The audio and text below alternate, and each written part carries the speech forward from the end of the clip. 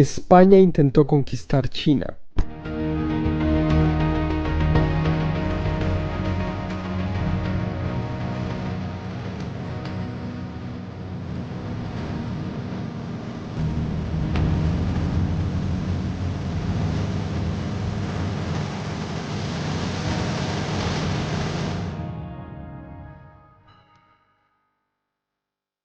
Está bien, si te gusta la historia, ya sabes que esto no pasó, o al menos que no tuvo éxito.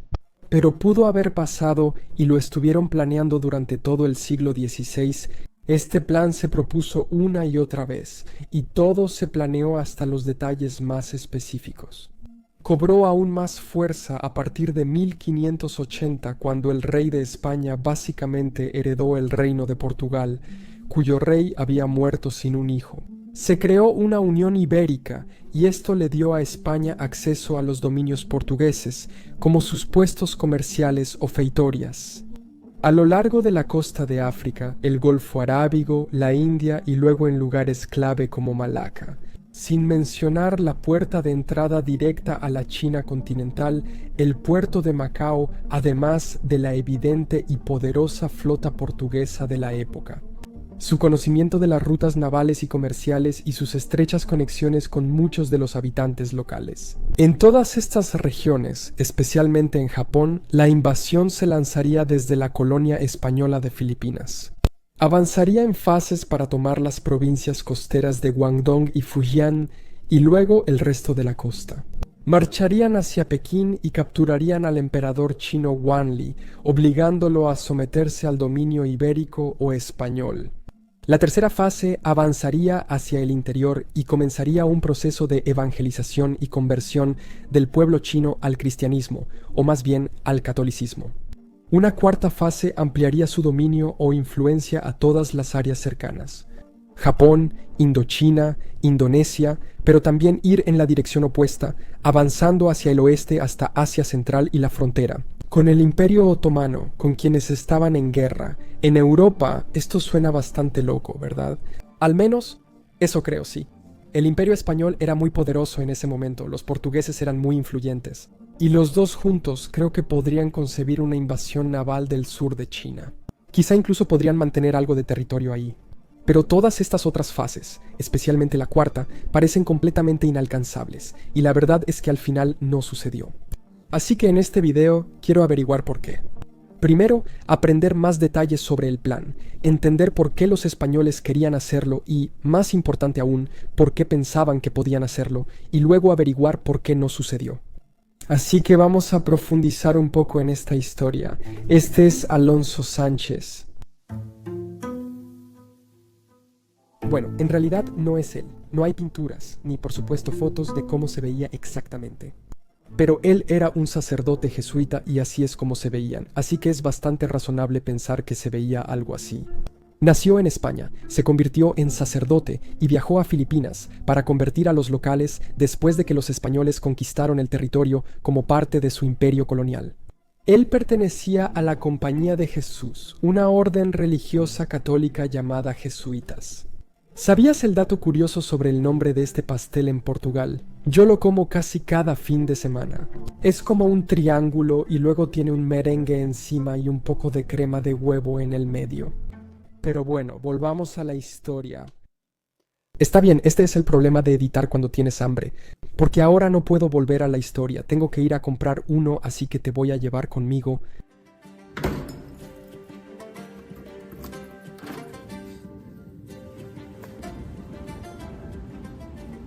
Bien, ya conseguimos uno. Parte de la cubierta se cayó, pero ves que tiene una capa de merengue encima. Y lo voy a probar frente a ti. Está muy bueno. Así que el origen del nombre jesuita para esto es bastante interesante porque algunas personas dicen que fue nombrado simplemente por la forma que tiene, porque se parece un poco a la capa que usaban los sacerdotes y misioneros jesuitas. Otra teoría dice que lleva el nombre de un tipo específico, un cocinero español que se mudó a Portugal después de cocinar en un monasterio jesuita, y él preparaba estos pasteles tradicionales. Y se hicieron, ya sabes, conocidos por el nombre jesuita por eso. Una tercera teoría dice que simplemente fue desarrollado por los propios jesuitas. Tenemos muchos, ya sabes, pasteles y dulces de iglesia, monasterio, convento que fueron hechos por miembros del clero, así que este sería uno de ellos. No estoy seguro de cuál de estos es cierto. Supongo que realmente no lo sabemos, así que puedes elegir el que más te guste. Alonso lideró un sector de la sociedad que creía que era deber de la Iglesia Católica Española convertir a millones de chinos al catolicismo. Muchas órdenes religiosas, como los dominicos y franciscanos, no creían que fuera buena idea y consideraban arriesgado que sus sacerdotes se aventuraran en China. Sin embargo, varias figuras de la monarquía de los Habsburgo que gobernaba España encontraron la idea bastante interesante. Era una tierra vasta, rica en recursos y oportunidades de comercio. Esencialmente harían una fortuna si España tenía éxito.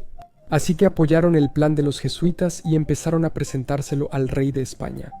Pero no fueron los primeros en hacerlo, y realmente no se les ocurrió esta idea. La idea de conquistar China y anexarla al imperio colonial español en realidad fue presentada décadas antes, en 1526, por el muy famoso Hernán Cortés, el conquistador del imperio azteca y gran parte de la América española. Después de triunfar en América, envió una carta al rey Carlos V sugiriendo navegar desde la costa del Pacífico de Nueva España a Indonesia, iniciando con las valiosas Molucas, clave en el comercio de especias, y luego conquistar China. El rey Carlos estaba bastante fascinado con este concepto. Esencialmente, él acababa de conquistar todo un continente, así que la idea de hacerlo de nuevo, comprensiblemente, le parecía interesante. Así que envió una expedición. Fue liderada por García Jofre de Loaiza. Su objetivo era cruzar el Pacífico y colonizar las Islas de las Especias, las Molucas, en nombre de la corona española, viniendo desde España y a lo largo de la costa suramericana. La mayoría se perdió en el camino, así que se envió una segunda expedición para encontrarlos y rehacer la misión. Fue dirigida por Álvaro de Saavedra Cerón. Este mapa nos muestra su ruta desde la costa del Pacífico de México hasta Filipinas a lo largo de 2 años, hasta que el capitán murió en el mar. Y como dicen, la tercera es la vencida, porque entonces se envió una tercera expedición, que finalmente logró parte del objetivo. Esta fue liderada por Miguel López de Legazpi, donde su navegante, Andrés de Urdaneta, descubrió y trazó una ruta definitiva de viaje entre Filipinas y la Nueva España. El objetivo principal era acceder al comercio asiático de especias a través de aquí, pero muchos veían esto como un primer paso hacia la conquista de China. Y de nuevo, puedes entender su lógica aquí. Contingentes muy pequeños de soldados españoles pudieron derrotar a los gigantescos imperios azteca e inca. Básicamente pudieron colonizar todo un continente. Al ver a China, pensaron que podrían hacer lo mismo aquí. Quiero decir, en Sudamérica y Centroamérica muy a menudo recibieron ayuda de grupos nativos rivales. Y así que creo que la idea también era un poco hacer esto en China. Ya sabes, reunir a los locales, quizá reunir gente de Indonesia, de Indochina, de Japón, y con su ayuda tomar el control de China. Después de llegar a Filipinas, no es coincidencia que Manila fuera elegida sobre Cebú como la capital colonial española. Se debió a su proximidad a rutas comerciales chinas. Martín de Rada, misionero y cosmógrafo, fue uno de los primeros embajadores occidentales enviados a China en 1569. Debía evaluar la situación para una invasión, pero sus informes favorecieron mucho la causa. Él afirmó que, aunque China estaba densamente poblada, su población no era belicosa y dependía en gran medida de su número y fortificaciones para su defensa. Así, no haría falta un gran ejército español para someterlos. Toda campaña para obtener el control debe ser pacífica y centrarse en el trabajo misionero y la conversión al cristianismo. Tu información personal queda accesible para estos corredores de datos. ¿Qué tan fácil? Tal vez la aerolínea que usaste se llenó. Esto me pasó. O quizá no leíste la letra pequeña al registrarte y permitiste que se vendiera. Estos corredores de datos luego venden tu información a terceros. En el mejor de los casos recibirás spam no deseado en tu bandeja de entrada, en el peor de los casos. Podrías enfrentarte a algo como el fraude de identidad, y todos sabemos que el robo de identidad no es una broma. Jim, no creo que deba explicar por qué esto es peligroso, ¿cierto? Martín de Rada fue enviado a Fujian en una delegación española para negociar un asentamiento permanente en China, similar a lo que los portugueses tenían en Macao. Pero esa misión finalmente fracasó y los chinos se negaron a concederle este privilegio a los españoles. Después de eso, el gobernador de Filipinas, Francisco de Sande, le escribió al rey Felipe II proponiendo una invasión a China. Afirmó que una fuerza de 4 a 6.000 soldados sería suficiente y que el pueblo chino, oprimido por la tiranía, apoyaría la campaña. Sin embargo, en 1577 Felipe II la rechazó. Consideró que no era el momento y ordenó al gobernador buscar relaciones amistosas con la dinastía Ming. Pero solo 3 años después algo cambió. En 1580, tras la muerte del rey portugués sin heredero, Felipe II de España asumió el trono de Portugal. Se formó una unión ibérica hasta 1640, dando a los españoles una oportunidad única de intentar conquistar China nuevamente. Ese tipo que mencionamos al principio, el misionero jesuita Alonso Sánchez, visitó China en 1582 para confirmar que los portugueses de Macao eran leales a su rey español. Pero Sánchez fue arrestado por las autoridades chinas, quienes estaban enojadas porque no se les había informado adecuadamente sobre la unión y sus nuevos socios comerciales. Al regresar el año siguiente, se convenció de que solo la fuerza militar podría asegurar la expansión del cristianismo en China y esencialmente garantizar el control español. Y esto podría ser solo mi interpretación, pero realmente parece que hubo algún tipo de experiencia personal, alguna humillación personal, al ser arrestado. Eso lo llevó a tomar una postura tan firme. Durante la invasión de China, argumentó que el régimen chino maltrataba a los cristianos y que España debía intervenir para convertir a quienes no eran católicos. Junto con el obispo Domingo de Salazar, ideó un plan para usar el puesto portugués en Manila para confiscar barcos mercantes chinos y utilizar la red de misioneros portugueses en Japón para atraer aliados japoneses. En su ataque, escribió al rey Felipe diciendo que China estaba mal defendida y su población era propensa a rebelarse contra el régimen opresivo. Agregó que 10.000 soldados ibéricos ayudados por 2.000 japoneses serían suficientes para iniciar la invasión. Y esta vez Felipe parecía considerar la idea. Expandir su imperio para obtener tierras y acceder a los recursos y rutas comerciales de China parecía atractivo. Y también, potencialmente, formar un teatro de guerra oriental en las entonces actuales guerras entre los otomanos y los Habsburgo en Europa. Como vimos al principio del video, la cuarta fase era hacer eso. En 1588, él autorizó el establecimiento de la Junta Oficial de la Empresa de China, que supongo podríamos traducir como la Junta de la Empresa China. Y se hicieron planes detallados para la conquista de China y el futuro dominio español sobre sus tierras. El número de soldados necesarios seguía aumentando propuesta tras propuesta, lo que creo que nos da una idea de lo poco consciente que España estaba de la fuerza de China. Esta propuesta contemplaba reunir una armada bajo el liderazgo del gobernador de Filipinas, compuesta por 12.000 soldados ibéricos, 6.000 visayanos de Filipinas y 5.000 reclutas japoneses de Nagasaki. Los jesuitas, expertos en la región, podrían apoyar la expedición. Además, llevarían 200.000 pesos para sobornar a locales chinos y contratar mercenarios. La campaña debía realizarse desde 2 frentes: los castellanos invadiendo por Fujian y los portugueses avanzando por Guangdong desde Macao. Los sacerdotes jesuitas serían consultores y negociadores con autoridades chinas, procurando evitar violencia y abuso de civiles durante la conquista, como proponía parte de la Iglesia española si China quedaba bajo control español. El plan contemplaba su cristianización sistemática mediante el establecimiento de encomiendas, que eran esencialmente haciendas nobiliarias e instituciones cristianas como hospitales, universidades y monasterios. Este esfuerzo sería apoyado por una política de mestizaje, fomentando el matrimonio entre conquistadores ibéricos y mujeres chinas. Una conquista exitosa marcaría una expansión monumental de la monarquía global hispánica, transformando a China en una base vital para la influencia española en todo el sudeste asiático y el Océano Índico.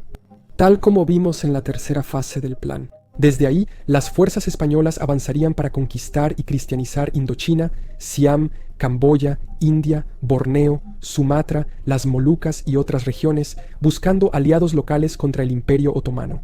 En 1587 iniciaron los preparativos para invadir Manila. Empezaron a acumular provisiones, armas y barcos. Se estaban organizando soldados para avanzar en la invasión. Ese mismo año, coincidentemente, una delegación japonesa de Hirado, encabezada por Konishi Yukinaga, un cristiano japonés y almirante que podemos ver en esta pintura, llegó a Manila y ofreció 6.000 soldados y prometió toda la gente y soldados que España pidiera para unirse a cualquier campaña contra China. Todo parecía estar listo en ese momento y, lo más sorprendente, parecía que realmente podían lograrlo.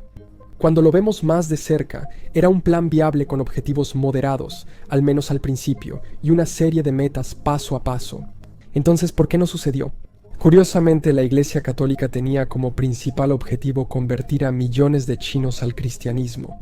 Parte de la Iglesia, e incluso parte de los jesuitas, vieron este plan de invadir China como un uso injustificado de la violencia contra los no cristianos. Los jesuitas portugueses en particular no estaban de acuerdo, ya que no querían poner en peligro su relación existente con China por la ambición de España. Al mismo tiempo, otras órdenes religiosas protestaron ante el rey, los dominicos y los franciscanos, afirmando que ellos tenían sus propios proyectos para convertir a China pacíficamente y que este intento de conquista lo haría imposible. Finalmente, con tantos obstáculos y objeciones, el interés del rey de España se desvaneció y así el proyecto fue archivado. Al nuevo gobernador de Filipinas se le dieron nuevamente instrucciones estrictas de no entrar en conflicto con China y, en cambio, buscar una política de apaciguamiento y amistad con los Ming. Para 1640, Portugal también recuperó su independencia, por lo que se eliminó un elemento clave en el plan español. Otros intentaron revivir la idea en décadas posteriores, incluso cambiando China por Japón como objetivo, pero nunca tuvieron éxito. Y así, el loco plan español de invadir China, que en realidad no parecía tan loco después de todo, fue abandonado y nunca se llevó a cabo. Es una locura pensar que esto fue posible. Digo, ¿qué tan diferente sería el mundo si lo hubieran intentado y, sobre todo, si hubieran tenido éxito? China no fue colonizada directamente por europeos, solo Hong Kong, Macao y algunas concesiones en ciudades y puertos. Y tal vez esto sea una señal de que los españoles al final no habrían tenido éxito. Si los británicos no la invadieron, cuando invadían a todos, debió haber una razón importante para no hacerlo. Hace unos años hice un video sobre estos otros puestos europeos que son colonias dentro de China. Voy a dejar el enlace en algún lugar aquí para que lo puedas ver si te interesa. Muchas gracias por ver este video y nos vemos la próxima vez para más conocimientos generales.